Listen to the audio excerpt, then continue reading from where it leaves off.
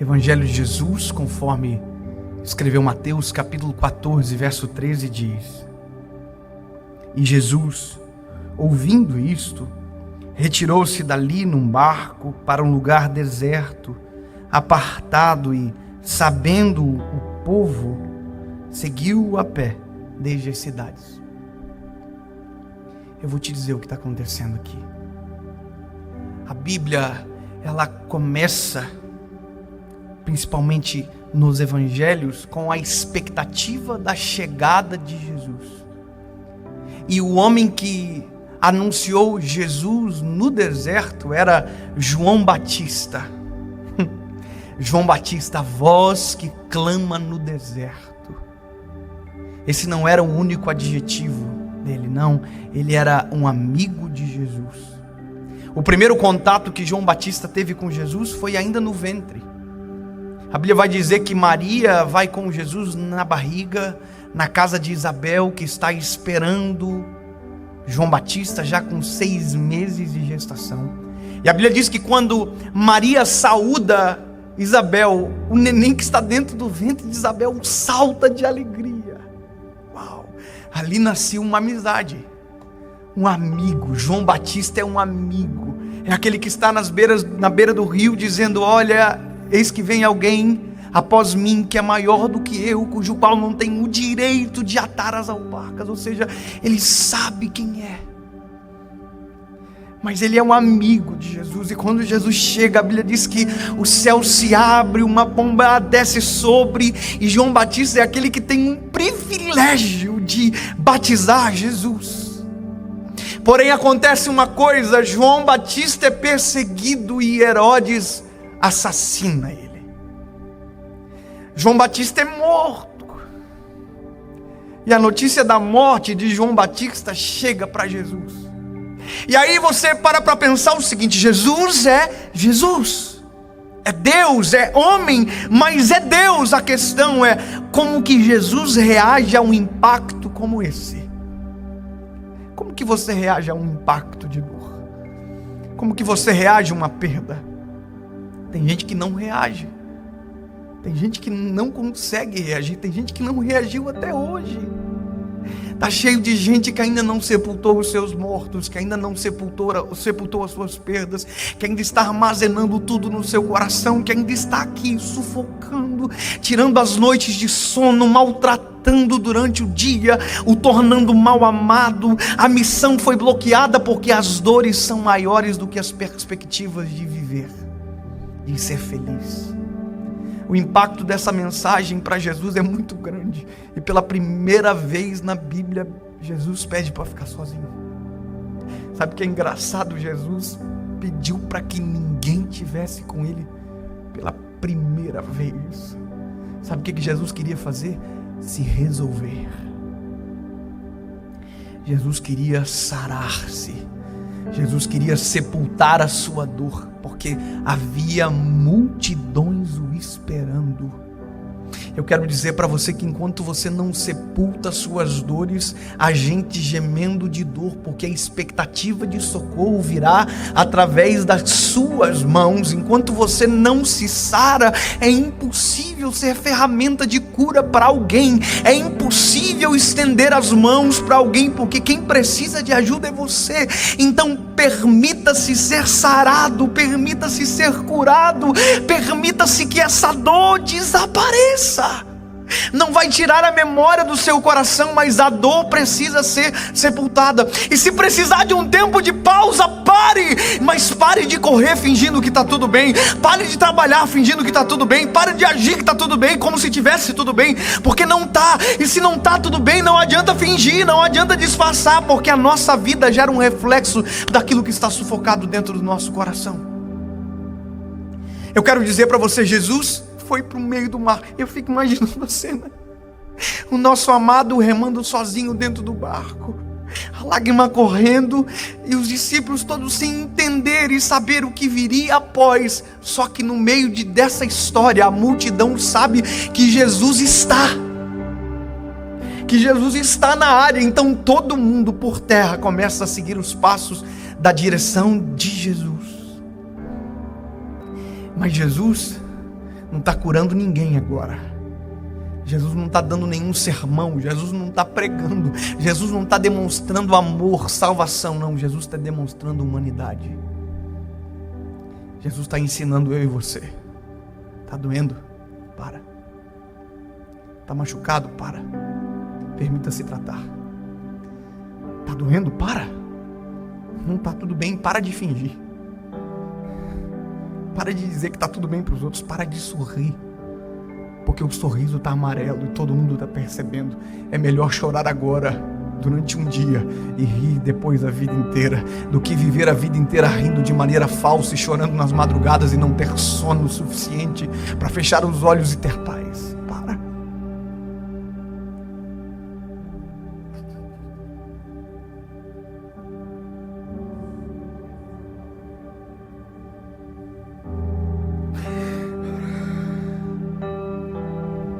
Algumas semanas atrás eu cheguei em casa e tinha um balão escrito New Baby's Coming.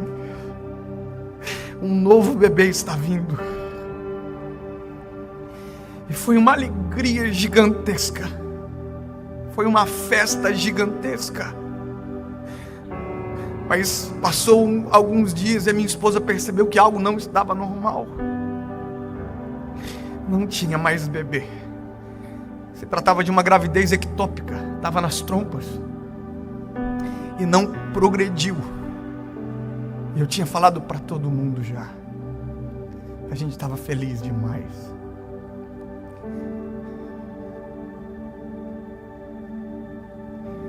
Eu tenho que aprender com Jesus.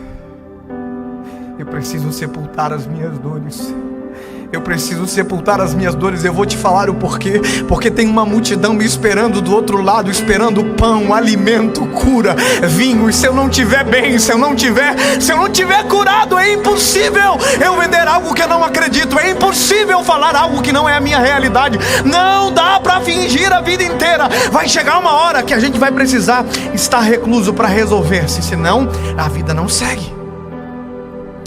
E eu me escondi. A minha esposa se escondeu e nós oramos juntos. E há alguns dias atrás eu recebi uma mensagem da minha esposa. Eu estava viajando e aquele balão que estava escrito New Baby's Coming, a minha esposa tirou o baby e ficou New is Coming, que significa o novo está vindo. Sabe o que é isso? Enquanto você não sepulta suas dores, não tem nada novo. É simplesmente as mesmas coisas, a mesma dor, a mesma ferida. Mas quando você sepulta a dor, o novo de Deus surge sobre você. Deixa eu dizer, vocês fazem parte do novo de Deus sobre a nossa história. Isso não apaga uma memória, mas me faz entender que se eu não sepulto lá, eu estaria morto aqui.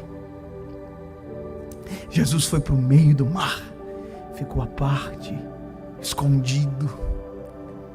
Se chorou, a gente não sabe, mas porque conheço Jesus, eu creio que chorou.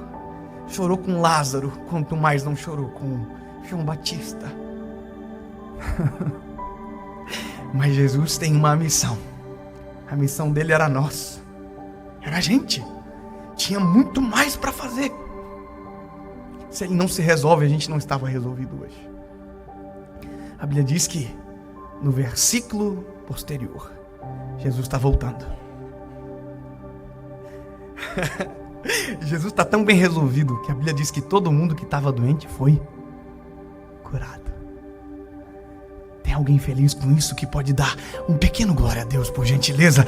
A Bíblia diz que Jesus está tão bem resolvido, Jesus está tão bem sarado, tão bem consigo mesmo, sabendo que a missão continua, que todo mundo que estava doente foi sarado.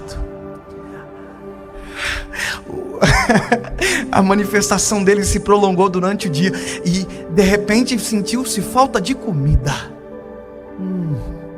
Ele está tão bem resolvido que multiplicou pão e peixe e todo mundo comeu. E esse é chamado do milagre da multiplicação, aonde Jesus alimentou uma multidão. Ele pegou o pouco que alguém tinha e transformou em muito. Mas só aconteceu isso porque as dores ficaram no lugar certo, sepultadas no meio do mar. aonde ninguém viu, aonde ninguém soube o que aconteceu. Mas o resultado da praia me deixa saber, vai tudo bem.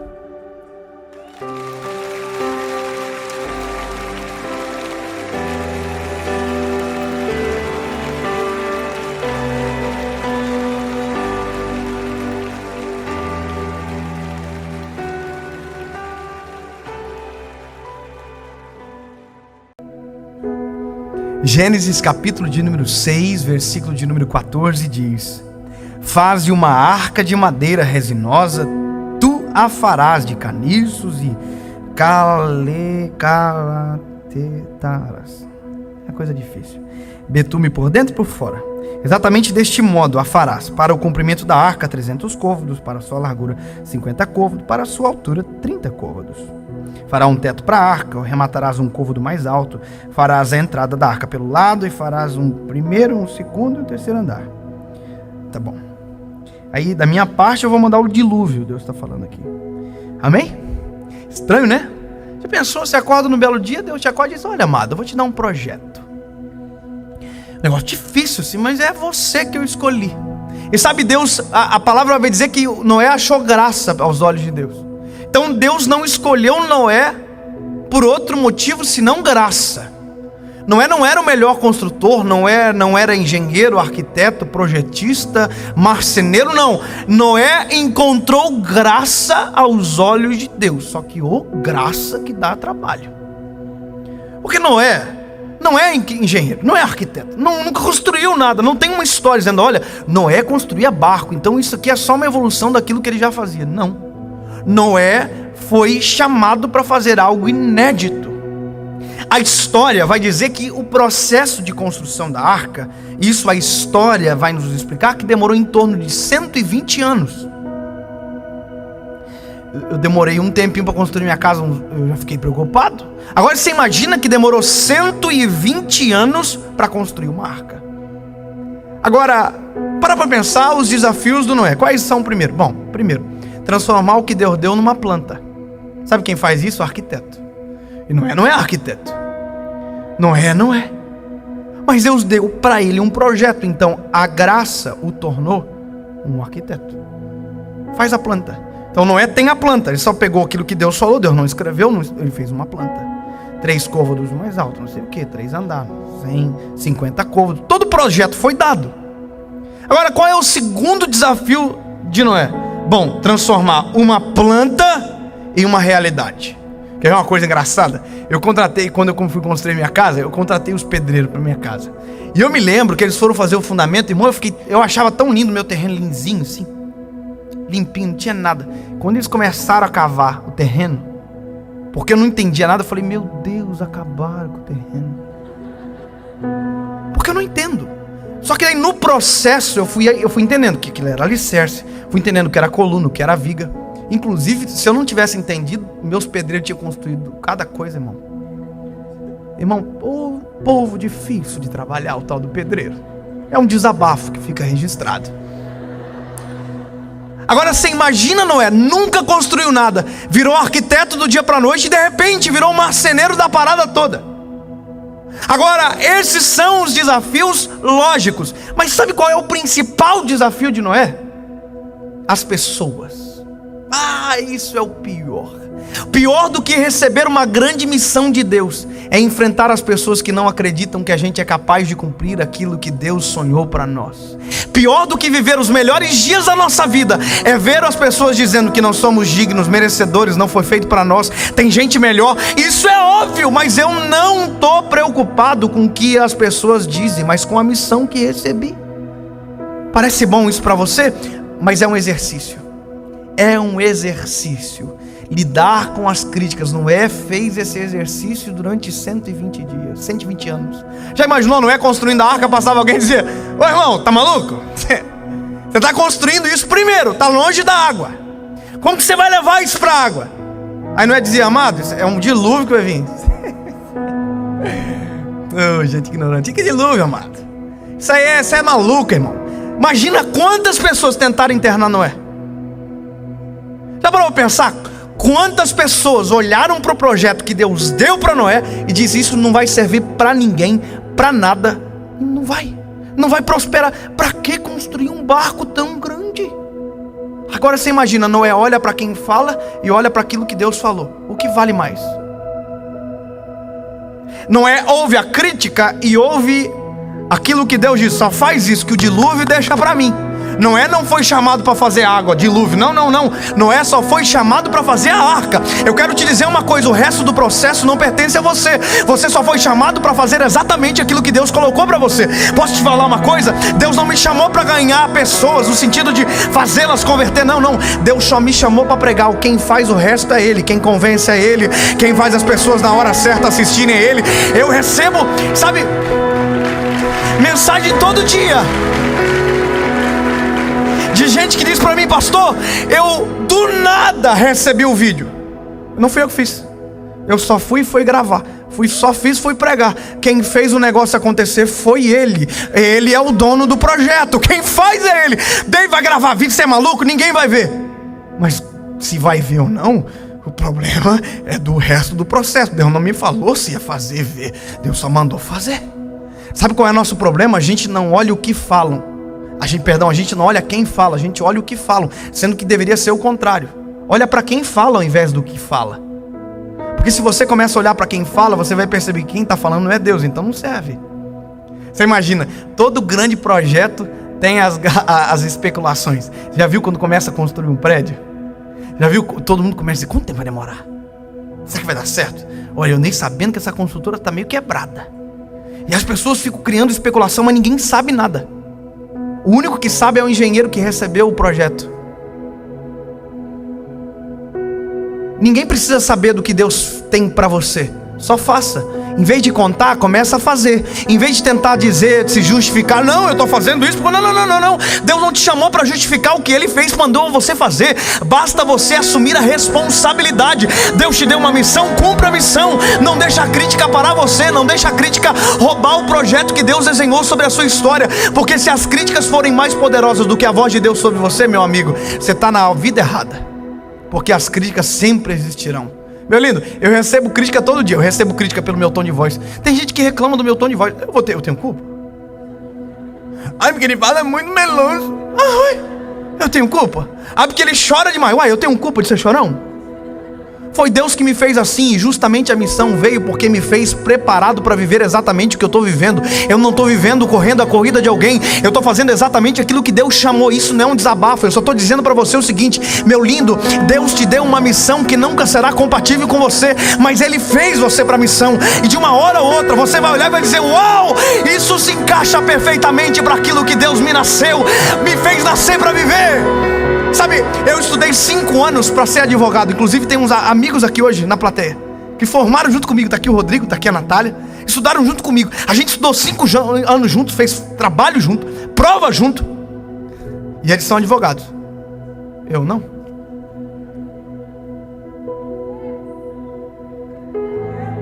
Deixa eu te dizer uma coisa. Eu ouvi críticas por conta disso. Imagina, quando eu comecei a viver com a minha esposa, isso aqui que eu estou vivendo, falar do amor de Jesus. Sabe, quando eu comecei, eu me lembro que eu saía com a mãozinha atrás, outra na frente, com um pacotinho de bala, pacotinho de amendoim.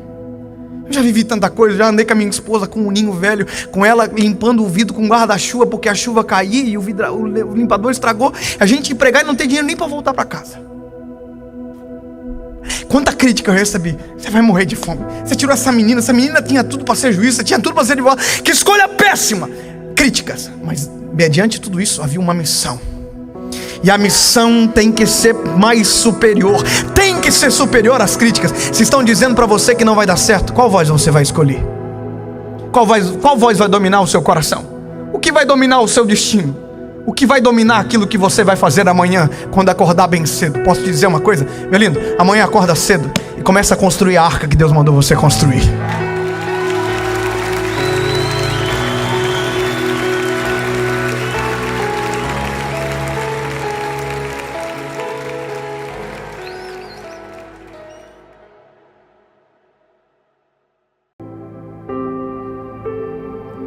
Evangelho de Jesus, conforme escreveu Lucas, capítulo de número 10, versículo de número 33, diz a palavra: mas um samaritano que ia de viagem chegou ao pé dele e, vendo-o, moveu-se de íntima compaixão e, aproximando-se, atou-lhe as feridas, deitando-lhes azeite e vinho, e pondo sobre a sua cavalgadura, levou-o para uma estalagem e cuidou dele.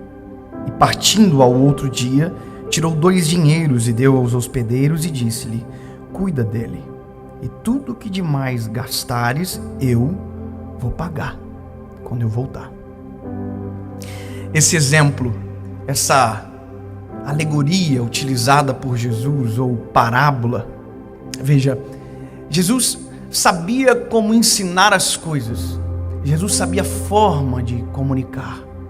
E a forma de Jesus comunicar, ela é tão sensível, inteligente, que ela provoca os ouvintes da época e nos provoca hoje. Porque o texto é claro em dizer que quem está caído é um samaritano, é um viajante, perdão. E que quem ajuda é um samaritano, é um judeu descendo de Jerusalém e que é assaltado. Esse homem, ele é assaltado, é tirado as roupas dele e é jogado no caminho. E a Bíblia vai dizer que nesse caminho, quem passa? Passa o sacerdote e passa o levita, que não o ajudam, o notam, mas não o ajudam, não se envolvem. E sabe, essa palavra, não se envolvem, é a palavra que direciona toda essa palavra. Empatia, se envolver. Sabe, não é se envolver com a dor do outro, não, é sentir junto à dor. E talvez isso é uma das coisas que mais faltam nos dias de hoje. Toda a carência do ser humano está atrelado justamente à falta de empatia de pessoas que teriam talvez o direito e o dever de ajudar e não ajudam, e que às vezes são surpreendidas por estranhos que não teriam o porquê ajudar, mas de repente estendem as mãos. Sabe, nós que conhecemos a Jesus, nós temos o dever de ajudar. Nós temos o dever de se importar, de ter empatia, de sentir a dor do outro, de se colocar junto do outro. A questão é, para isso, exige tempo. Para se importar com alguém, exige olho no olho. E se tem uma das coisas que nós menos fazemos hoje, é se importar, olhar nos olhos, abraçar verdadeiramente. Basta você analisar que hoje, quando você olha para alguém e diz: oi, tudo bem, como vai? Ninguém mais para ouvir a resposta. A gente está tão veloz naquilo que a gente faz, que todo mundo diz: oi, tudo bem, como vai? E ninguém olha no olho para ouvir qual é a resposta. A gente, na verdade, não quer saber se a pessoa está bem. A gente só quer cumprir o nosso dever de dizer que fizemos alguma coisa. Sabe, quem faz isso é normalmente aquele que dá esmola. Quem dá esmola se importa muito mais consigo e tem muito mais consciência em jogo do que propriamente a pessoa que está sendo ajudada. Quem se importa verdadeiramente para. E sabe, é bonito quando a gente encontra alguém assim. Eu gosto da parábola porque a parábola diz o bom samaritano. Ele não diz o samaritano, não. O adjetivo vem antes, é bom. Não é pastor, mas é bom. Não é cantor, mas é bom. Não é pregador, mas é bom. Não é o sacerdote, mas é o bom samaritano. Ele está dizendo, não tem um dever, mas é bom. E se importa. E sabe, a coisa é extraordinária, porque esse homem que está caído é uma rixa cultural entre o samaritano e o homem que está caído. Então, quem está de pé olha para quem está caído, e porque tem uma rixa provável, o pensamento provável é: olha, se lascou, porque eu não vou ajudar. Eu não vou ajudar, porque eu não gosto. Então a primeira barreira é quebrada. Você não ajuda porque você gosta, você ajuda porque há bondade dentro de você. Você não ajuda porque quem está caído é bom, merece. Não. Você ajuda porque a bondade está em você. Foi Deus que colocou, está dado pelo Senhor, é graça. Então você não ajuda quem merece, Você ajuda porque sabe que precisa ajudar. Você ajuda porque sabe que precisa ter empatia. Isso transforma a vida de alguém. Só para você ter noção. Eu estou sendo trabalhado por Deus esses últimos dias de maneira profunda em relação a isso. Era diferente quando eu pregava para poucas pessoas. Hoje são milhões de pessoas. Só que isso cobra um preço. Cobra preço de tempo, cobra preço de a gente tem que correr ainda mais. Não consegue atender tudo que recebe, então o risco é se tornar apático a pessoas.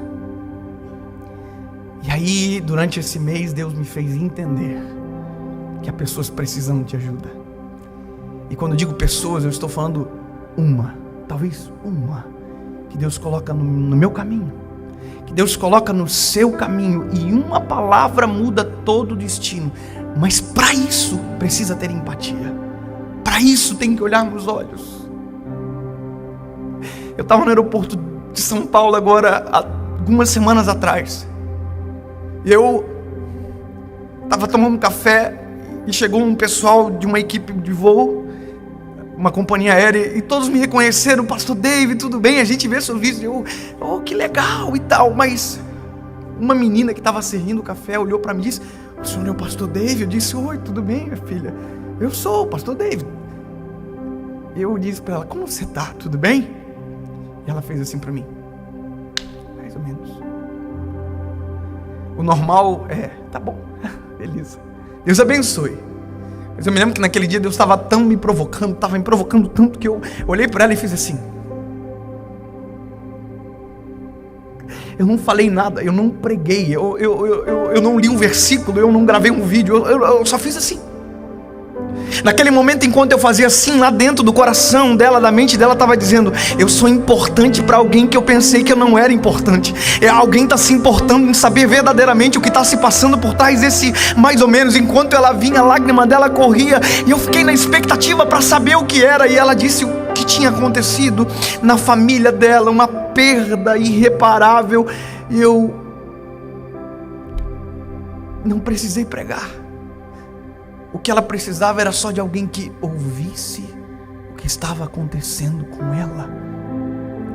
A dor saiu na lágrima, o desespero saiu na lágrima. Agora, aqui em Joinville, 2 semanas atrás, eu estou num posto de gasolina saindo, uma frentista corre na lateral do carro e diz: Pastor David, eu falei: o senhor pode orar por mim?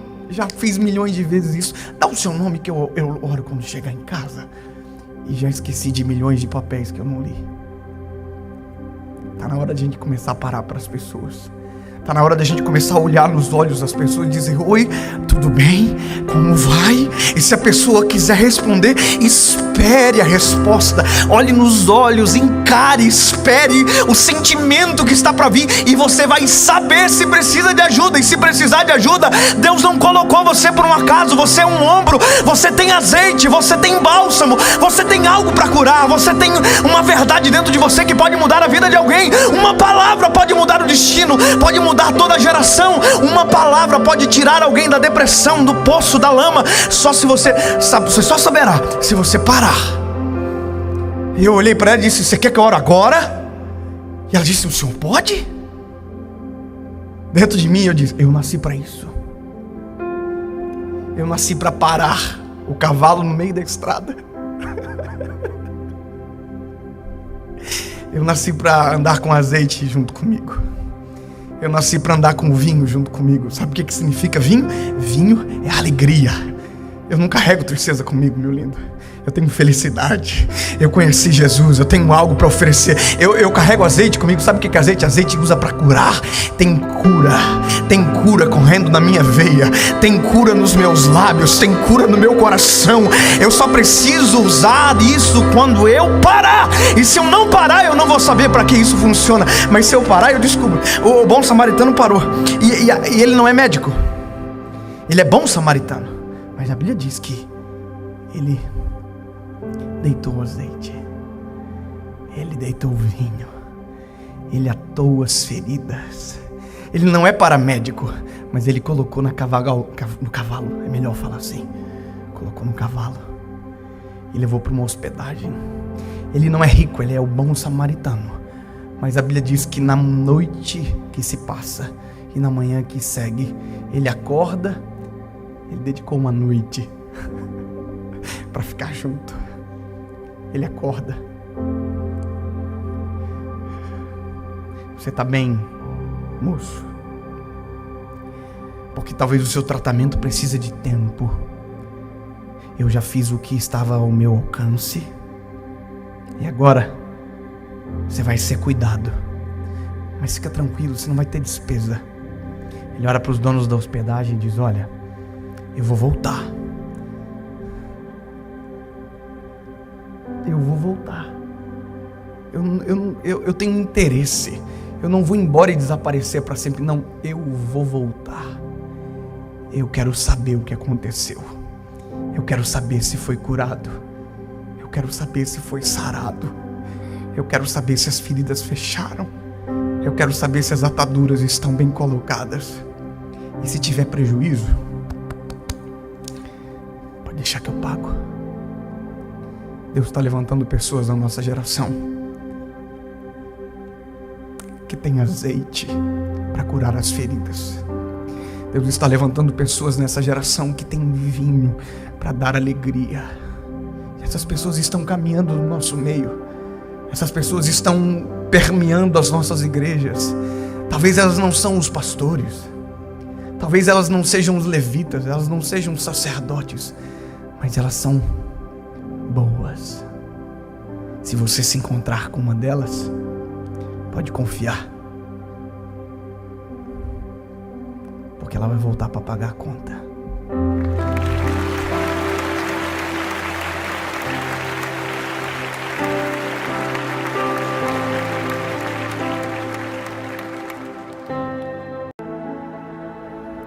Segunda carta de Paulo a Timóteo, capítulo de número 1, verso de número 4, diz: desejando muito ver-te, lembrando-me das tuas lágrimas para me encher de alegria. Isso aqui é Paulo dizendo para Timóteo que está com saudade, dizendo que ele tem uma lembrança de Timóteo. E a lembrança mais forte que o traz tanta saudade é da última vez que ele viu Timóteo chorando. Sabe, uma lembrança, uma saudade. E ele está dizendo o seguinte: olha, em breve a gente vai matar essa saudade. Eu vou até você. Ou seja, a saudade vai acabar quando eu ver você. Deixa eu te dizer uma coisa. Saudade é um sentimento difícil de lidar. A gente tem saudade. A gente tem saudade de muita coisa. Por exemplo, você viu meu filho aqui, o João? Eu tenho saudade de quando ele era pequenininho. Eu tenho saudade quando eu dava banho nele e eu colocava o corpinho dele apoiado no meu antebraço e bastava. Agora não cabe mais. O tempo passou.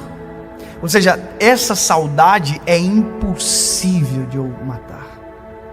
Não dá para voltar atrás. Sabe, eu tenho saudade, mas tenho noção de realidade. Ele só cresce, cada vez mais cresce. Agora, eu tenho saudade do meu avô. Meu avô faleceu com 56 anos de idade. Essa Bíblia dele era dele. Ficou uma herança para mim. Sabe, eu tenho saudade dele. Tem dia que eu me lembro de coisas, por exemplo, que aconteceram. Eu me lembro do último culto que eu estava na igreja onde ele estava. Eu me lembro que eu subi as escadas, as laterais da escada da minha igreja, encontrei ele no meio do patamar, abracei a barriga dele. Eu me lembro uma vez que nós fomos viajar, eu e os meus pais, eu e minha mãe, e eu pedi pro vovô: dá um dinheiro para mim. E a minha mãe falou: não dá pai, não precisa. Mãe com essas bobices, né? E eu me lembro que o meu avô falou: tá bom, não vou dar não. Ele me chamou assim, eu sentei no colo dele, ele pegou R$1 e colocou no meu bolso. Uau, que saudade. Mas já não dá mais para matar essa saudade porque ele morreu. Sabe, não tem mais o que fazer. Agora, as saudades que a gente consegue matá-la, que a gente consegue vencê-la, aquela que a gente tem o direito de refazer o caminho e abraçar de novo, beijar de novo, perdoar, pedir perdão, estender as mãos de novo, matar a saudade. Sabe, eu lido com pessoas que morrem de saudade da presença de Deus. Engraçado isso, ter saudade de algo que está disponível. Eu conheço pessoas que têm saudade do pai, mas o pai mora na mesma cidade. Gente que tem saudade daquilo que dá para acabar com o sentimento. Tá com saudade, vai até onde a pessoa está, abraça, acabou. A saudade vai virar alegria. Eu me lembro de José. José estava preso no Egito e de repente os irmãos dele chegaram e agora ele estava como governador do Egito. Mas havia saudade no coração dele, saudade de Jacó, seu pai, saudade dos seus irmãos, mas ele estava contendo a saudade com os irmãos à frente dele. Às vezes me parece que orgulho para muitos é mais poderoso que saudade. Prepotência às vezes é mais poderoso que saudade, mas saudade é mais importante. Por que eu estou dizendo isso para você? Porque tem dias que eu sinto saudade de coisas que não dá para voltar atrás, não dá para refazer o caminho, não dá para abraçar, não dá para beijar. Mas tem dias que eu sinto saudade de coisas que dá para ligar, que dá para olhar nos olhos, que dá para abraçar, que dá para se envolver novamente. Quer ver uma coisa? Eu estava com saudade de ir na igreja onde eu aceitei a Jesus. Engraçado, né? Saudade. Está a 14 quilômetros da minha casa. Eu estava com saudade de ir na minha igreja local. Eu viajo demais e meu pastor me abençoou para isso, mas eu também preciso matar a saudade. Há 2 domingos atrás eu disse para minha esposa: por favor, não marca nada. Eu preciso ter momento de pessoa normal. Eu quero me sentir parte da igreja. Eu quero sentar no banco. Quero ouvir um pregador. Eu não quero ser o pregador da noite. Eu quero ouvir. Saudade. O nosso problema é que a gente administra a saudade e não acaba com ela. Tem gente morrendo de saudade do pai, mas por conta de uma palavra dita na hora errada, não consegue abraçar mais, matar a saudade de um beijo. Oh, como é bom, como é bom amar, se sentir amado, tá com saudade. Às vezes está 1 quilômetro de distância, às vezes está uma passagem aérea de distância. Não mata a saudade porque tem sentimentos que dominam o coração. Vou te dizer uma coisa, uma vez eu peguei eu tava com a minha esposa no carro e a gente deu carona para 3 adolescentes. E uma adolescente disse assim no carro: Raf, eu não aguento minha mãe. Eu devo acordar com aquela mulher chata me chamando, dizendo acorda. E a outra menina disse: ai, é insuportável mesmo. Nossa, a mãe da gente, toda mãe é chata. E elas falando no carro. E a terceira menina olhou para ela e disse: sabe que eu tenho mais saudade da minha mãe, quando me acordava com a mesma voz que vocês estão reclamando, da mesma maneira que vocês estão dizendo. Que saudade que eu tenho da minha mãe. Eu falei: mas como assim? Ela falou: minha mãe morreu faz 9 meses por conta de um câncer. Pelo mesmo motivo que as 2 meninas tinham repulsa, a menina tinha saudade. Pode dizer uma coisa, meu lindo? Aproveite a tua família, aproveite os teus pais, aproveite os teus irmãos, porque o mesmo motivo que hoje pode te irritar, um dia pode ser o fator de saudade. Aproveita quem está perto, aproveita, passa por cima de todo sentimento. Você está com um problema para resolver, pede perdão, mas não deixa a saudade ser sucumbida, não deixa isso matar você. Eu quero terminar dizendo uma coisa para você. Está cheio de filhos que foram embora da casa do pai. Está cheio de pessoas que já viveram os melhores dias na presença de Jesus. Eu conheço pessoas que já foram apaixonadas por Jesus, que já foram pregadores, que já viveram o evangelho, mas que foram feridos pela religião, que foram feridos por pessoas, e hoje morrem de saudade. Mas a saudade não acaba porque as feridas abertas não permitem que elas sejam dissipadas. Faz favor, meu lindo, faz um favor para você, mata a saudade de uma vez por todas. Volta para casa, Volta para a presença do Pai. Mata a saudade hoje de quem você precisa. Liga para alguém, pede perdão para alguém. Abrace quem faz tempo que você não abraça. Diga que ama quem faz tempo que você não ama. Você quer ser feliz de verdade? A felicidade está na ausência de sentimentos que nos sufocam e na bonança de sentimentos que nos aproximam de Deus e que nos fazem amar as pessoas. Se você está com saudade, mate a saudade. Está com saudade do Senhor Jesus? Está com saudade de ter vida em casa? Deixa eu te dizer uma coisa: a porta da casa do Pai está aberta para você desde o dia que você saiu. Volta para casa.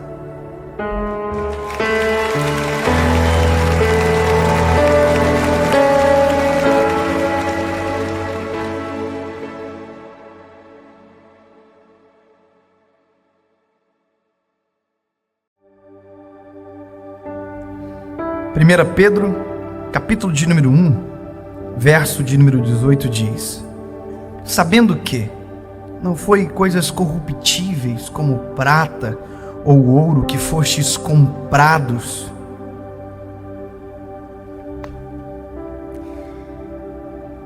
Paulo também vai dizer que não fostes comprados por pouco preço, pelo contrário, fostes comprados por alto preço, por sangue. A importância desse texto nos dias de hoje, no tempo que nós estamos vivendo, é uma ferramenta de cura. Entender essa realidade, entender que o centro disso daqui somos nós. Eu já vou explicar melhor, porque se eu deixar mal explicado, você pode assumir essa compreensão de maneira diferente. Eu vou dizer uma palavra e eu vou dizer daqui a pouco melhor, vou justificar. Você é o centro de tudo isso que eu vou dizer agora. Você é o centro dessa palavra. Acalma o coração para não judiar da sua mente, mas você é o centro disso aqui. Aí você vai dizer: pastor, mas o evangelho, ele é teocêntrico. E eu não estou dizendo que não é. Deixa eu te contar uma coisa. Algumas semanas atrás eu peguei alguns livros de crescimento secular mesmo, crescimento financeiro, para abrir a compreensão, entender melhor sobre isso, sobre relacionamento com pessoas, porque a gente precisa crescer o tempo inteiro, entender melhor. E sabe, um dos livros que eu li, um livro que fala sobre relacionar-se com pessoas, amar pessoas, abraçar pessoas, parecia muito mais que eu estava lendo a Bíblia do que um livro escrito por um autor qualquer. E à medida do ponto que eu li aquele livro, que é secular, não é um livro teológico, não é a Bíblia, eu ficava pensando: meu Deus, mas tudo isso daqui já está na Bíblia. Tudo isso daqui já faz parte da nossa realidade, a gente já sabe. E aí eu entendi uma coisa: é o princípio dos livros de autoajuda. Tudo que está escrito a gente já sabe, só precisa ser lembrado. É como se tivesse tudo lá dentro e a gente precisasse ser ativado. Quer ver uma coisa? Quem é que não sabe que olhar nos olhos passa confiança? E por que a gente não olha mais nos olhos hoje? Já parou para pensar que nós não olhamos mais nos olhos das pessoas? Que a gente aprendeu a falar de cabeça baixa? Que a gente já não encara mais nos olhos? Parece que a gente tem muito mais mentiras sufocadas do que verdades a dizer. Os seus lábios contam uma história, mas os seus olhos contam a verdade. Se você quer garantir a confiança de alguém, olhe nos olhos. Se você quiser passar em segurança, não olhe. E veja, isso é um conhecimento, mas já está na palavra há muito tempo. Jesus fazia isso. Jesus olhava nos olhos, Jesus se importava. Se você ler Atos capítulo 3, a Bíblia vai dizer que Pedro e João, fitando os olhos, disseram: olha para nós. Eles estavam dizendo: você é importante.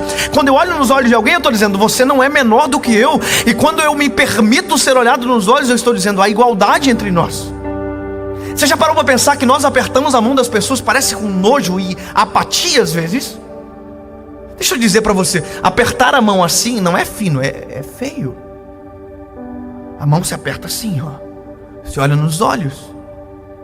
E a gente diz: pois é, mas Mas isso está na Bíblia? Está na Bíblia. A Bíblia vai dizer que o coxo estava caído ao chão e Pedro e João, tomando pela mão direita, levantaram. Ou seja, há uma pegada de mão, há uma preocupação maior. Eles estão dizendo: você é importante. Todo relacionamento humano, se você quiser conquistar alguém, faça-o se sentir importante. Mas durante muito tempo a gente vem sendo medido e colocado contra isso. Há pessoas que amam o evangelho, mas têm um complexo de inferioridade gigante, pensam em vidas miseráveis o tempo inteiro, que quem serve a Deus tem que ser pobre, quem serve a Deus tem que ser miserável, quem serve a Deus não pode ser feliz, quem serve a Deus não pode ter alegria. Parece que nós vivemos com uma vida suprimida. Isso durante muito tempo a religião levou a cargo, sabe, palavras erradas confundiram o nosso coração, e a gente pensou que para servir a Jesus a gente tinha que ser infeliz, a gente tinha que se sentir menos do que todo mundo. A gente era, sabe, o desprezível. E aí eu lendo esse livro, bom, você quer conquistar alguém? Faça-o se sentir importante.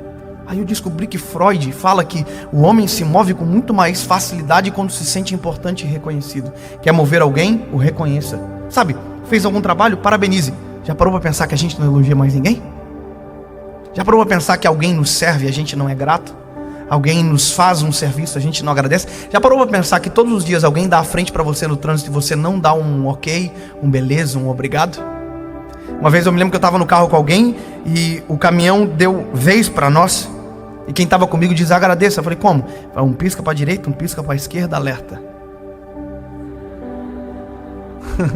Eu achei que isso não funcionava quando eu fiz pisca para a direita, pisca para a esquerda, deu alerta. O motorista deu 2 sinal de luz como se estivesse dizendo de nada. Sabe o que é isso? Simplicidade do dia a dia. Quando eu estou agradecendo, eu estou dizendo: o que você fez para mim é importante. Quando alguém ajunta uma coisa no chão e eu agradeço e valorizo, isso é importante. A questão é: o que tem conexão que eu sou o centro? Eu vou te dizer. Tudo isso que a ciência, que a filosofia, que a sociologia estuda para nos fazer ser conquistados, Jesus já fez há muito tempo atrás. Obrigado quem celebrou. Eu vou dizer de novo: tudo aquilo que a ciência, a filosofia, tudo aquilo que todo mundo tentou estudar para dizer que é bom, Jesus já fez há muito tempo atrás. Toda essa escola vem do Evangelho, todo amor e graça vem do Evangelho. Deixa eu te dizer uma coisa, ei, presta atenção nisso aqui. Deus, o centro do coração dele é Jesus. Isso é inegociável, indiscutível. Deus fez e faz tudo pelo Filho. Quem tem um filho sabe, eu tenho um filho, eu sou apaixonado por ele. Tudo que eu faço é focado no meu nenenzinho. Eu trabalho mais, eu faço tudo mais por conta dele, porque ele é o centro do meu coração. Ele é o centro do meu coração. Você vai dizer: e Deus? Calma com a religiosidade, amado. O Senhor é o supra-sumo, isso é indiscutível. O lugar dele ninguém toma. Mas no meu coração, após o Senhor, eu e minha esposa, o centro do nosso coração é o nosso filho, porque isso é um presente, é uma dádiva. Então, se você olhar para Deus, tudo que Deus fez, Jesus está no centro. Aí quando vem os profetas, tudo que os profetas profetizaram, Jesus está no centro. Isaías profetizou: o nome dele será maravilhoso, conselheiro, Deus forte, Pai da eternidade, príncipe da paz. Sabe, tudo está sobre os ombros dele. Aí depois ele fala sobre os sacrifícios: como ovelha muda foi levado ao matadouro, ele não abriu a sua boca. Tudo que está no Velho Testamento aponta como uma flecha para Jesus. Jesus é o centro. Zacarias profetizou, Joel profetizou: exultai, ó Sião, que o teu Messias vem montado em um jumento, filho de uma jumenta. Foi profetizado. Ele é bom, justo, ele salva. Jesus é o centro. Aí o Novo Testamento chega, Jesus se manifesta, e o Novo Testamento, Jesus é o centro.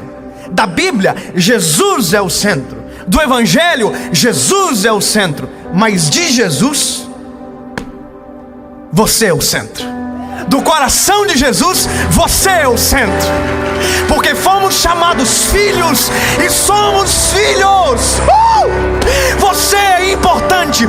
Tudo que Jesus fez apontou para você. Se o que Deus fez apontou para Jesus, se o que os profetas fizeram apontaram para Jesus, o que Jesus fez colocou um alvo em você. Todo amor é por conta de você. O sacrifício é por sua culpa. A cruz é por conta de você. O sangue é por conta de você.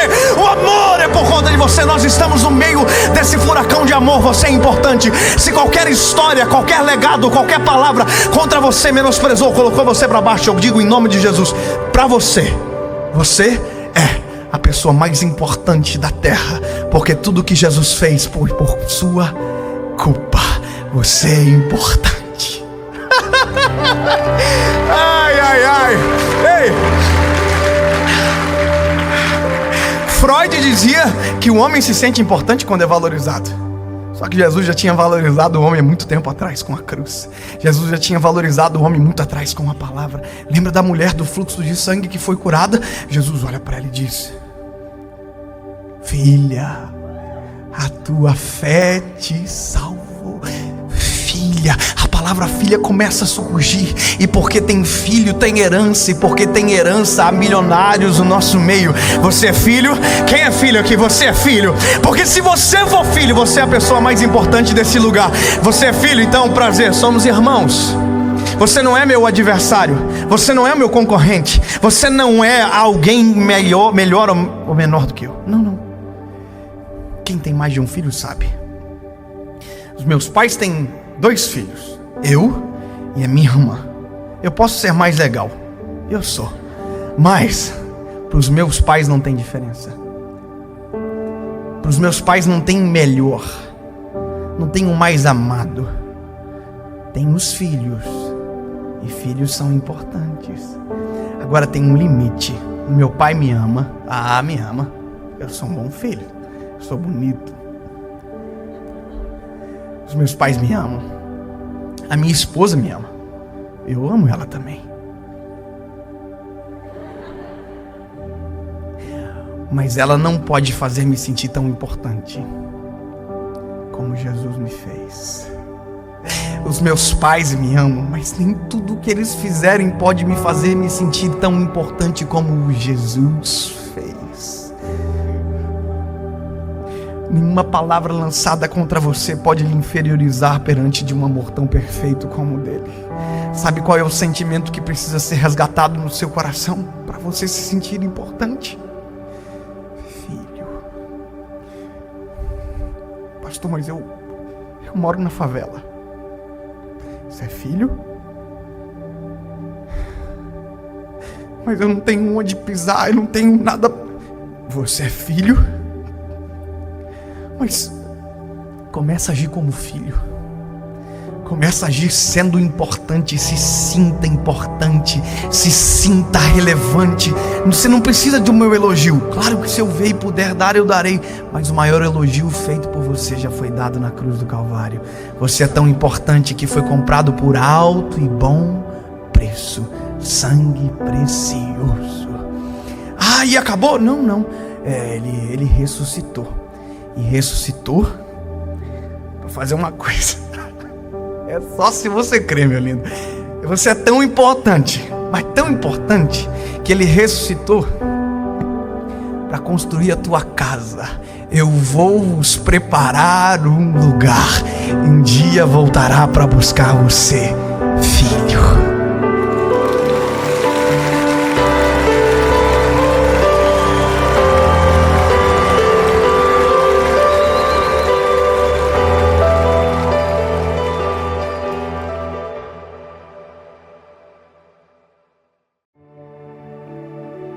Evangelho de Jesus, conforme escreveu Lucas, capítulo de número 5, versículo de número 12. Diz a palavra: E aconteceu que quando estava numa daquelas cidades, eis que um homem cheio de lepra, vendo a Jesus, prostrou-se sobre o rosto e rogou-lhe dizendo: Senhor, se quiseres bem, pode limpar-me. Talvez você já ouviu algumas vezes eu falando sobre esse leproso, mas hoje vai ser diferente. Eu aprendi a entender pessoas, lidando com pessoas, a distinguir sentimentos, a distinguir olhares e saber quando são bons e quando são maus. E uma das coisas que mais dói na gente, e eu acredito que em você também, é quando você, tentando fazer tudo certo, é injustiçado por alguém que tenta prejudicar você. E isso dói. Machuca quando você não fez absolutamente nada e é abarroado por alguém, judiado por uma palavra torpe, por algo que vem diretamente para machucar você. Aconteceu uma coisa engraçada comigo hoje, no dia da gravação. Eu estava num lugar aí, da nossa cidade aqui de Joinville. E eu tava numa saída de veículos, mas estacionado no canto, dava para passar um carro. Eu comecei a colocar no GPS o endereço, sabe? E parou um carro atrás de mim. E o carro atrás de mim buzinou com raiva, sabe? Você sabe quando a buzina tem raiva. E a pessoa buzinou e eu fiquei constrangido com aquilo. Eu fui pra frente e eu olhei assim, desculpa, com aquela cara de bobo assim, desculpa. E a pessoa colocou a mão pra fora do carro e, você sabe, meteu o dedo pra fora do carro, irmão, e me ofendeu. Eu não estava preparado para aquela reação. Fiquei pensando, Jesus, eu tô pedindo desculpa, eu não fiz nada de errado. E uma mulher. Falei, Deus, o que está acontecendo no mundo? Alguns dias atrás, eu e minha esposa dentro do carro. E eu e ela estava assim, na mesma cena. Tinha um carro na frente, só que a diferença é que agora eu estava atrás. E o carro não viu o semáforo abrir. E eu dei uma buzinada. E quando eu buzinei, os dois caras saíram do carro para me bater. Eu tô com muito azar nessa área na vida, irmão. Eu sei que isso não existe, mas pelo amor de Deus, eu e minha esposa, e os dois caras saíram do carro e vieram para cima, e eu falei, não, vamos morrer. E nós saímos tudo correndo do carro. Eu arranquei o carro e saí porque, meu Deus, que é isso? Sabe aonde eu quero chegar? Esse leproso que chegou até Jesus, se você percebeu o detalhe, ele se joga no chão, coloca a boca no chão e ele fala que está sujo, não que tem lepra.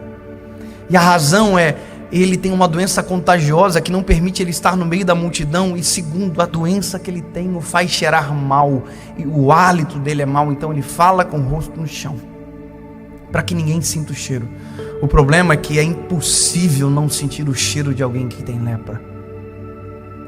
É impossível não sentir o odor de quem tem a vida amargurada. É impossível não sentir o cheiro mau de quem tem uma vida arrebentada. É impossível não sentir o mau cheiro de quem está mal resolvido no casamento. É impossível não sentir o mau cheiro de quem está vivendo o pior ano da vida. Porque cheirar mal não é a doença. Cheirar mal é o reflexo de algo maior escondido. Sabe o que eu percebo? A mulher que mostrou o dedo do meio para mim, eu sou o menor dos problemas dela. Aliás, eu não significo nada para ela. O problema maior pode estar dentro de casa. O problema maior pode estar em um exame médico que deu um atestado que ela não queria. O problema dela pode estar nos filhos que foram embora de casa e abandonaram ela. O problema dela talvez está que o marido abandonou e ela é uma mulher mal amada. Sabe, o cheiro não é a doença. O cheiro é reflexo de algo maior. Quando a gente começa a olhar para as pessoas e não vê-las como pessoas que estão para nos fazer mal, mas que talvez são vítimas da sua própria doença, você começa a entender o ser humano de maneira diferente. Mas David, tem muita inveja ao meu respeito. Examine a história de quem tem inveja de você. Talvez você no lugar dela teria o mesmo sentimento, porque o cheiro não é a doença, o cheiro é o reflexo. Nós temos que aprender a olhar para as pessoas de maneira como Jesus nos olha. Jesus não olha para o nosso cheiro, Jesus olha para aquilo que está escondido. Jesus olha para aquilo que verdadeiramente está acontecendo na nossa história. Sabe, quem fez mal para você, quem falou mal de você, quem tem sido uma pedra no seu sapato, eu quero dizer, às vezes você não tem noção, mas há uma montanha no calçado dele, às vezes há uma vida terrível por trás, e nós temos que aprender uma coisa, a olhar a vida da pessoa não pelo cheiro que ela tem, mas tentar distinguir o que está por trás. A minha mãe sempre diz isso para mim, David, antes de julgar alguém, entenda a história da pessoa. Sabe, às vezes nós encontramos pessoas, e quem vive na estrada, vive na rotina do dia a dia, gente que está mal amada, desesperada, e você pode mudar a vida dela com uma palavra diferente. Eu já cansei de ser inconveniente com pessoas doentes, de não enxergar a doença, e por não enxergar a doença, só um mau cheiro, me irritar com o mau cheiro e dizer, meu Deus, que coisa horrível, e não entender que aquilo era só um reflexo. Sabe, começa a viajar de avião, você vai ver muita gente que tem mau cheiro. Começa a andar nas estradas, você vai ver muito motorista com mau cheiro. Mas entenda, isso é só o reflexo de um problema maior. E o que isso muda na minha vida? Isso te faz entender que você não é vítima. Isso faz entender que você não é vítima. Vítima é quem tem o sentimento contra você. Vítima é quem te persegue, não você o perseguido. Porque, escuta, meu lindo, diz a palavra, maior é aquele que está conosco do que aquele que está no mundo. Se eu mudo a minha perspectiva de análise, se eu começo a entender que quem fala mal está doente, eu começo a amá-los de maneira diferente. Eu começo a ser uma ferramenta de tratamento. Sabe, isso é um processo. Confesso para vocês, isso não é fácil. Não é fácil ser uma ferramenta de tratamento para quem te persegue. Não é fácil ser uma ferramenta de amor quando você é odiado. Mas eu quero te dizer, o ódio não é a doença. O ódio é o reflexo de algo maior escondido. A inveja não é a doença. A inveja é o reflexo de algo maior escondido. Sabe o que a gente tem que fazer? E eu vou te dar um conselho que vai mudar a sua perspectiva, que vai mudar a sua vida. Você quer ser feliz? Então você vai aprender a agir como gente feliz. Gente feliz é intocável. Você já viu gente que pode estar uma tempestade à volta e ela está feliz? Quer ver uma coisa engraçada? Hoje estava essa chuva o dia inteiro, né? E eu tenho uma intercessora, a Eli. E eu disse para Eli, Eli, que chuvarada! E ela olhou para mim e disse, chuvas são bênçãos de Deus.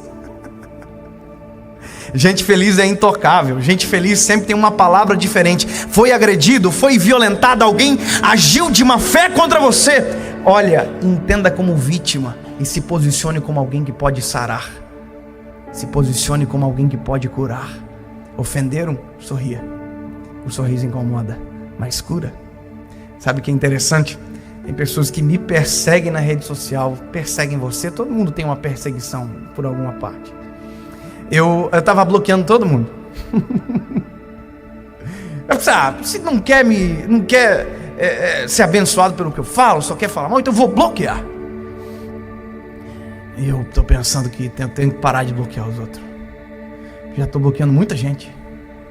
Que é muita gente doente. Eu quero que você entenda, tem muito mais doentes do que pessoas felizes. Já parou para pensar que tem muito mais pessoas vivendo os piores anos da vida do que aqueles que estão vivendo os melhores?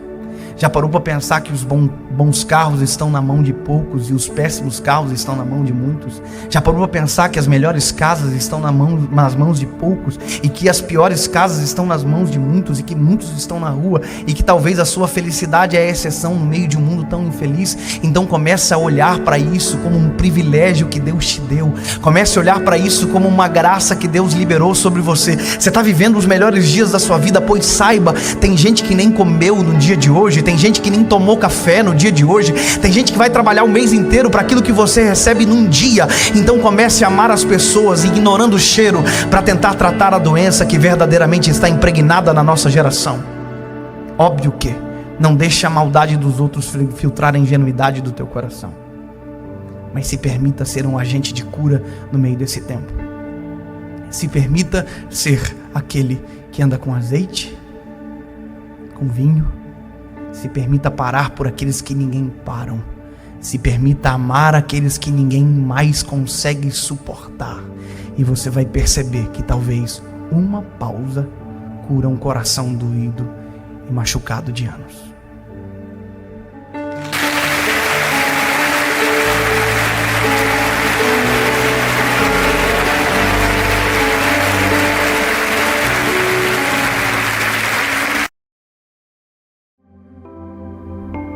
Salmos 125. Os que confiam no Senhor serão como o monte de Sião, que não se abala, mas permanece para sempre.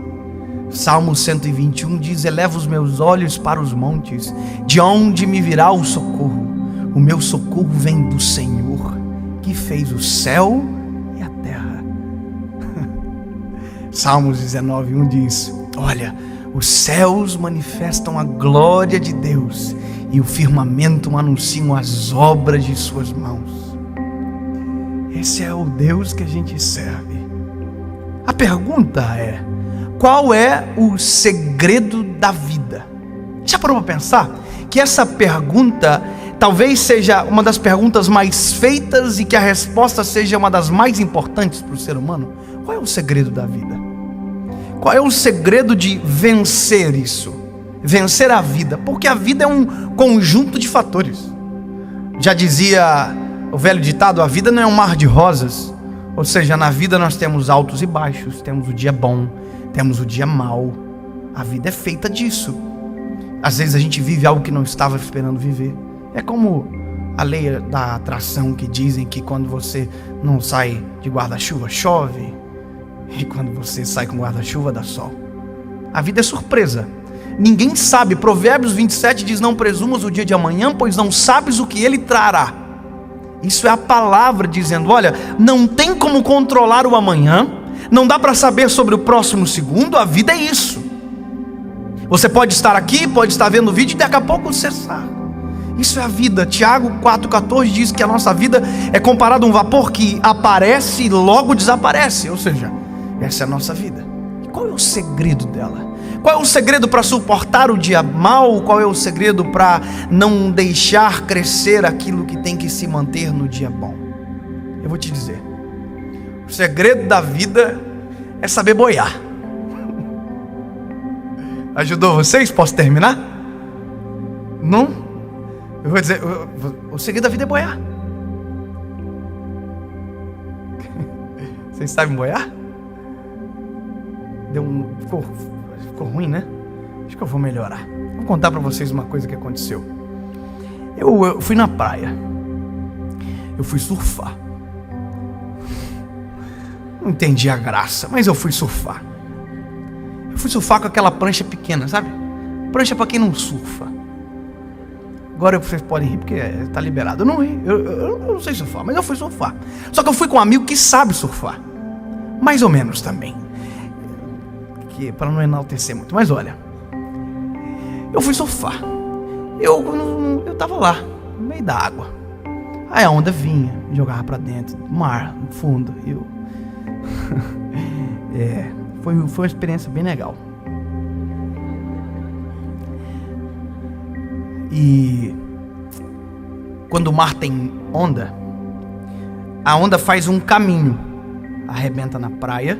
E para ela voltar para o oceano, essa água que arrebenta, ela faz um caminho. Esse caminho é um lugar mais profundo que o surfista, eu acho que essa é uma linguagem global, chama de lagamar. Lagamar é uma parte mais funda do oceano, onde a água da onda percorre o caminho para voltar para o oceano. Então, a onda vem e volta pelo lagamar. Coitado de quem cai no lagamar, porque o lagamar tem muita correnteza. É justamente a correnteza que te leva para o fundo, não para o raso. E aí eu estava com esse meu amigo surfando e de repente deu um desespero e todo mundo apontou para a água e eu pensei: será que estão falando que eu estou surfando bem? Brincadeira. Mas eu fiquei: meu Deus, todo mundo desesperado, todo mundo na areia olhando para nós. E eu olhei para nós e olhei para o lado, tinha uma mulher morrendo afogada no lagamar. Sabe só que foi a coisa mais interessante? Ela não estava morrendo afogada sozinha. Ela estava morrendo afogada junto com o salva-vidas.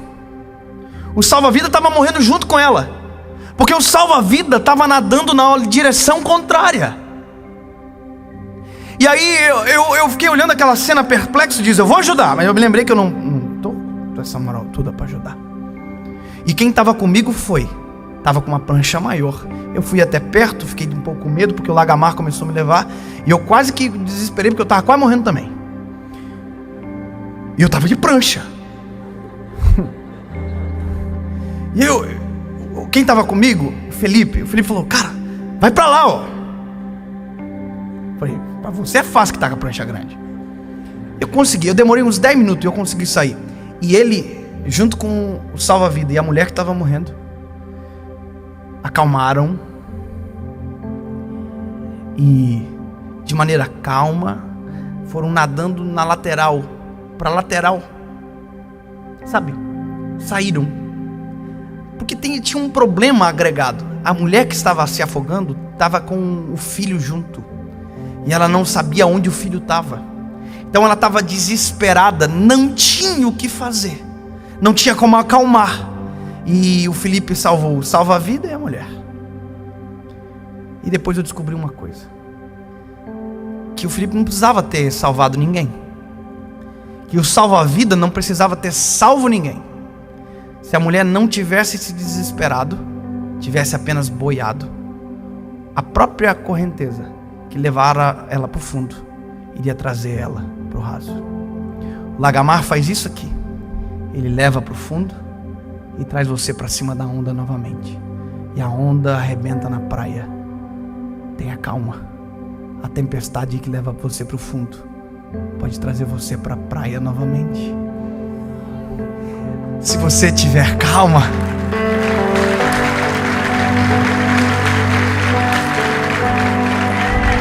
se você ter calma, aquilo que te aflige te salva. Sabe, a dificuldade nossa é a ausência de confiança. Por isso que eu amo essa palavra. Sabe, há um texto, Salmos 37 diz: confia no Senhor, deleita-te nele. Sabe o que é isso? É descansa, para de bater o braço para sobreviver. Basta confiar. Para de tentar vencer com as tuas forças. Boia. Relaxa. Descansa, porque se o Senhor for o seu alicerce, você vai sobreviver. Eu vou te dizer uma coisa: é melhor às vezes se agarrar em algo pequeno do que em algo grande. Pastor, mas é pequena a minha confiança, se agarra nela, porque às vezes o que é grande te leva para o fundo. Eu vi uma história essa semana, achei fantástico. Uma cachoeira, uma correnteza, 2 rapazes caíram, um se agarrou no galho, o outro subiu em cima de um tronco. O que subiu no tronco olhou para o que estava preso no galho e disse: eu venci. Só que ele se esqueceu que estava na cachoeira. O tronco que pensou que ia salvá-lo levou justamente para o abismo, e o galho manteve o outro longe da queda. Aprenda a confiar e descanse no Senhor. Aprenda a saber que verdadeiramente Jesus está no controle, porque aqueles que confiam nele prevalecem as maiores tempestades, a chuva, o vento, a tempestade, o vendaval, tudo que vier contra você. E se você confiar no Senhor, relaxa. A mesma tempestade que te leva para o fundo te traz para a praia.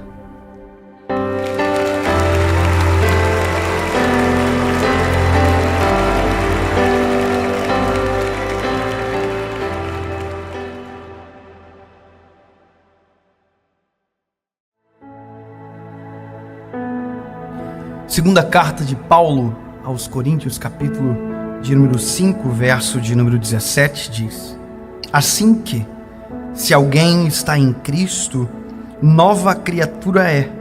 As coisas velhas passaram, eis que tudo se fez novo. Você já sentiu o cheiro de novo? O cheiro de novo é o que move o capitalismo, diz alguém. O cheiro do carro novo, o cheiro da roupa nova. Você já viu que coisa gostosa que é? O carro novo eu nunca senti assim, o cheiro mesmo, como que é. Mas roupa nova eu sinto de vez em quando. Agora, o cheiro do novo significa nunca ninguém usou, nunca foi mexido, tocado, é novo. E a loucura é que o Evangelho diz que é possível o ser humano viver algo novo.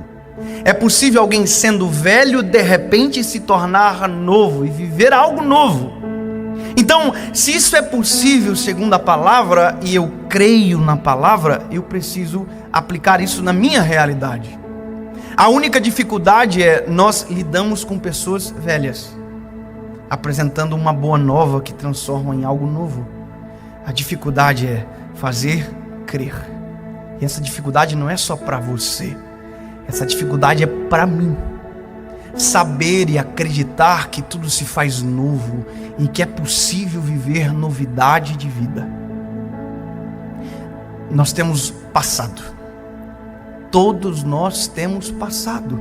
temos as nossas histórias de criação, nós temos alguns traumas, outros dores que foram guardadas consigo e que talvez não foram liquidadas de uma vez por todas. Pessoas que servem a Deus, se encontram com o Evangelho, mas ainda são caminhões de lixo. Carregam consigo traumas, histórias que fazem parte da sua vida.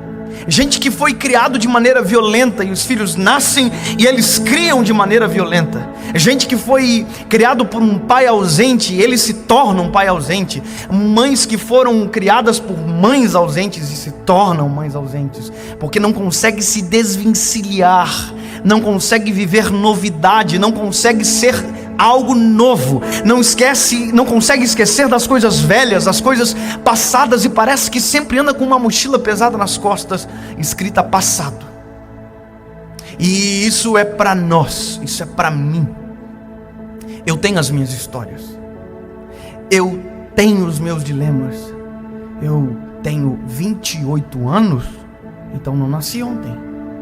Eu já sei, porque vivi o que é ter um lar desestruturado emocionalmente, financeiramente. Eu não sei o que é passar fome, mas eu sei o que é ter fome de emoção, de afeto. Sabe, meu pai está aqui hoje ouvindo essa palavra. E durante muito tempo, enquanto meu pai estava longe dos caminhos do Senhor, eu sei o que é ter uma criação com ira. Eu sei, faz parte da minha história. Eu não posso fingir que não existe. Eu só posso decidir o que eu faço com essa informação. Eu posso simplesmente fazer algo novo, porque minha vida se fez tudo novo. As coisas velhas se passaram e tudo se fez novo. A dificuldade é de você acreditar nisso. É de nós ter consciência para olhar para os nossos atos e equilibrar com a nossa história e talvez perceber que muita coisa que a gente faz hoje é exatamente o reflexo daquilo que a gente viveu dias atrás, mesmo estando em novidade de vida, ainda sendo um museu ambulante, ainda sendo extremamente saudosista com dores. Está cheio de gente dizendo: eu faço isso porque fui criado assim, eu sou assim porque foram assim comigo. É como se fosse o dilema do cabo e do soldado. O soldado apanhou a vida inteira, um dia ele se tornou cabo, e o próximo soldado que entrou, ele bateu da mesma forma. Eu tive uma história alguns dias atrás. Hoje eu tenho um filho, o nome dele é João. E sabe, o João é eu pequeno. É um pouco difícil até, porque é o meu reflexo. Ele é arteiro, ele é falador e não fala ainda, é só nham, nham, nham, nham, nham. Mas fala o tempo todo. Ele é amoroso, eu também sou. Ele é eu, só que eu ainda tenho um pouco de um passado, e eu preciso ser treinado com agora tendo um filho. Alguns dias atrás, meu filho estava num dia insuportável. Sabe, dia insuportável? Ele estava insuportável, ele estava brigando, ele estava se jogando no chão, tu ia pegar no colo, ele amolecia os bracinhos, se jogava para trás, e eu fui me irando com aquilo. Eu fui ficando bravo com aquilo. Chegou uma hora que eu peguei ele forte do chão e eu dei uma palmada na bunda dele. E o João nunca tinha visto eu fazer isso. Ele tem 1 ano e 2 meses. E ele entendeu que naquele momento eu estava irado. Ele se desequilibrou emocionalmente, começou a chorar desesperado, e eu estava irado com aquilo. E o choro dele me irou ainda mais. E a minha esposa olhou e disse: amor, o que está acontecendo? E eu disse: já vou resolver. E eu peguei o meu filho e comecei a subir as escadarias da nossa casa. E enquanto eu subia as escadarias, ele chorava muito, e o Espírito Santo dizia no meu coração: vai fazer igual?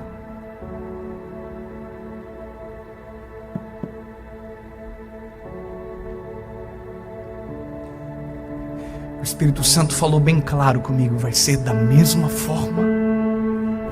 Te fez chorar e agora você vai fazer chorar também. te machucou e agora vai machucar também. Enquanto eu subia as escadas, a ira era substituída por vergonha. Eu entrei na porta do meu quarto e quando eu entrei, meu filho desesperado, e eu afastei ele do meu corpo, olhei nos olhos dele e disse: filho, vamos fazer diferente? E ele entendeu. Eu olhei para ele e disse: você perdoa o papai? O papai irou com você e perdeu a razão. E o papai te perdoa porque você está chato demais. Então o papai para de ser irado e você para de ser chato. Me perdoa o pai e o pai te perdoa. Lindos, meu filho ainda não tem compreensão da fala. Muito pouco. Mas ele discerne o meu espírito. Meu filho me abraçou, colocou a cabeça no meu ombro e fez como se estivesse dizendo: agora é o meu papai. Não é alguém que eu não conhecia, agora é o meu papai. É o homem que está me criando há 1 ano. Agora é ele de novo. E eu olhei para mim e disse: agora sou eu, tudo novo, sem passado, sem mácula, fazendo aquilo que Deus me deu legitimidade para fazer. Tudo novo.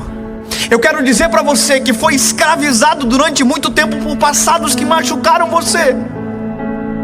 Eu quero dizer para você que teve talvez uma criação não desejada, que talvez teve um casamento dos teus pais que foi um péssimo exemplo durante muito tempo, e isso ainda fere você. Eu quero te dizer que em nome de Jesus você terá um casamento totalmente diferente, que em nome de Jesus os seus filhos serão criados da melhor maneira possível. É possível viver algo novo, é possível ser uma nova criatura, é possível ter uma nova história, é possível amar mesmo em um cenário onde você nunca recebeu amor, é possível dar algo que você nunca recebeu, e a maior prova disso foi Jesus, que entregou a vida por nós, e ninguém entregou a vida por ele, porque não é mais necessário. O preço foi pago na cruz do Calvário, e por isso temos o direito de viver tudo novo. As coisas velhas se passaram e o sangue de Jesus nos deu o direito de ser os melhores pais do mundo, nos deu o direito de ser os melhores filhos do mundo, nos deu o direito de ser um homem de verdade, uma mulher de verdade. E se não combina com o seu passado, isso esquece, são coisas passadas.